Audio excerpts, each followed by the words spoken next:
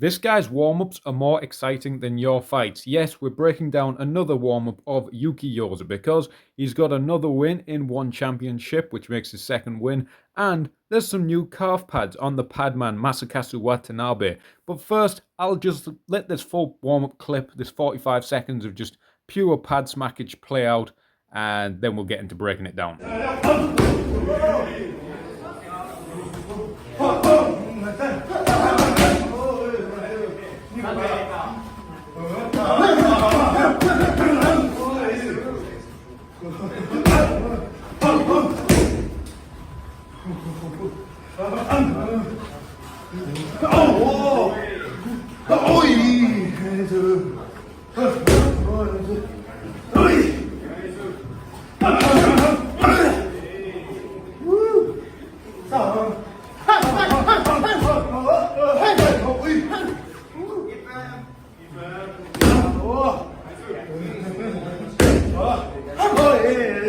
So Yuki's opponent in this fight was Petchtanong, the great southpaw. So you can see Masakazu Watanabe, the padman, he's standing in southpaw. And this is a first very interesting thing from the warm-up. Masakazu pivots out, and Yuki Yoza does like a little pivot himself and lines him up going southpaw as well, which allows him, which we saw in the fight, he would line that up to land his left calf kick. It allows him to cut off the ring and keep the pressure on his opponent. We saw him keep the pressure on Petchtanong by using this pivoting with him and going southpaw, and then using his left leg a lot. Just a nice simple combination. There he throws his left hook with his right foot coming way off the floor, which is not normally what you'd teach on a left hook.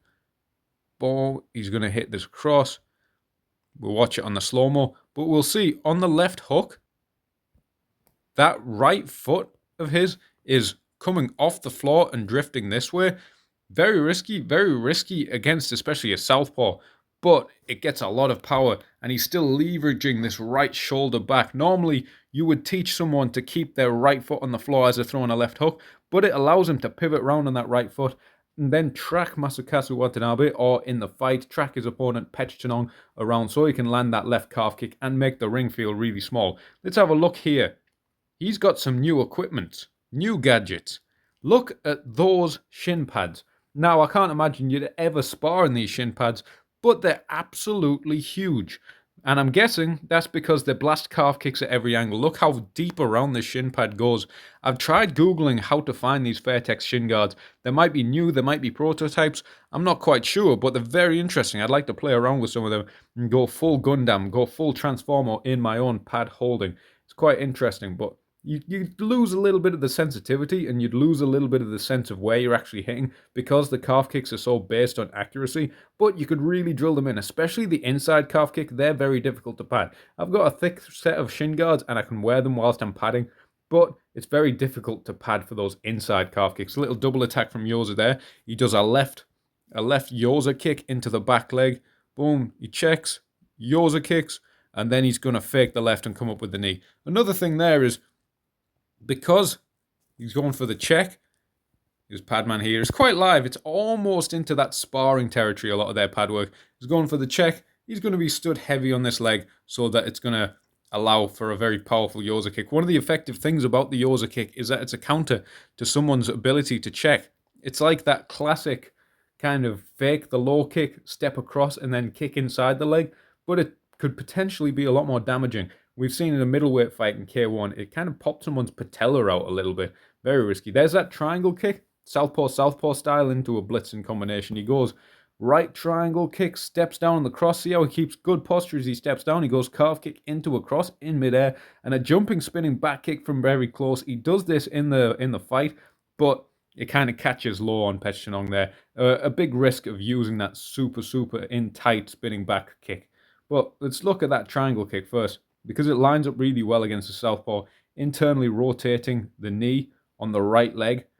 We see, if we go into some old school MMA fights, Johnny Hendricks against Robbie Lawler too. Robbie Lawler uses this really well, digging the toes of the right foot into that solar plex there, because the southpaw's body is opened up in this direction, turning in the knee of the right leg makes it land a little bit cleaner. And as we see, Yoza lands with the tips of his toes.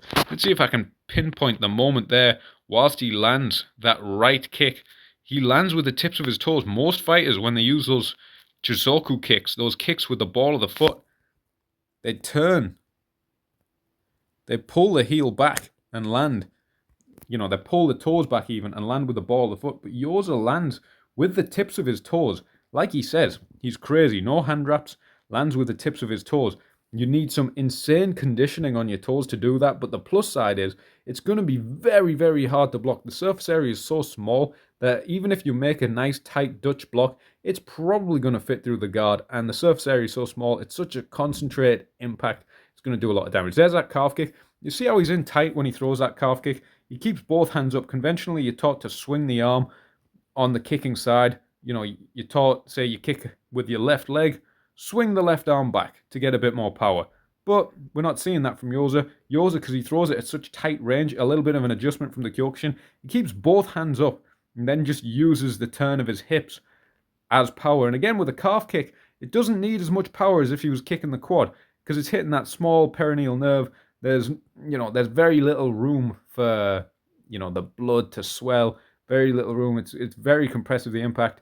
You don't need as much power. So that's something he can do. He can hit it from this very tight range, keeping a nice high guard, which covers really well in the close stance situation there.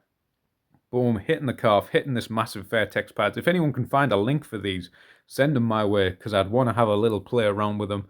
Not for sparring, but for padding some of the bigger lads in the gym, and to feel like my hero man, Masakazu Watanabe. But yeah, throwing that left calf kick with his guard super high, he'll often, we don't see it here, but he'll often push in with his guard to manipulate someone's weight onto the leg he wants to kick so it's stuck on the floor. And we do see this in this fight particularly. We see this a lot. He uses a collection of high guards and frames to push Taiyo Asahisa onto various legs, often onto his back leg, to force that kick so he can't bring his leg up to check because all his weight is forced back onto that. Boom. So he's using a classic combination here, tripling up on the lead side, something Yoza does, and then kicks the back leg. Because if he's throwing that many left handers, particularly a left body hook at the end, the weight's going to get stuck on that back leg and he can't pick it up. That's something about the left body hook into low kick, is that even if you block a body kick, body hook even if you block a body hook correctly, all your weight's going to get stuck onto the opposite leg. Boom, he goes uppercut, then he's going to go body hook. Even if you take that on the arm, even if you block it correctly, your weight's naturally going to shift to this side, so you're going to be stuck on that leg. You can't pick that leg up to check, and it's going to do more damage, particularly the back leg. Masaki Noiri, Takeru in the background. But yeah, you're gonna not be able to pick that back leg up, and that back leg is often not as conditioned. But a lot of things we can take from this, pivoting with the southpaw. Yuki Yoza, he was someone I was thinking was going to struggle when he was way back fighting Gunnerpower with Sakura, because we saw other Team Vaselis fighters struggle with southpaws. But Yuki Yoza has blasted every southpaw he's fought, really. Petchtanong, Gunnerpower, and now Petchtanong. Really high-level southpaws that he's just blasted through. And we've seen Takeru and sometimes Masaki Noiri have trouble with southpaws. We saw Keito Ono have some issues in his debut when his opponent went southpaw.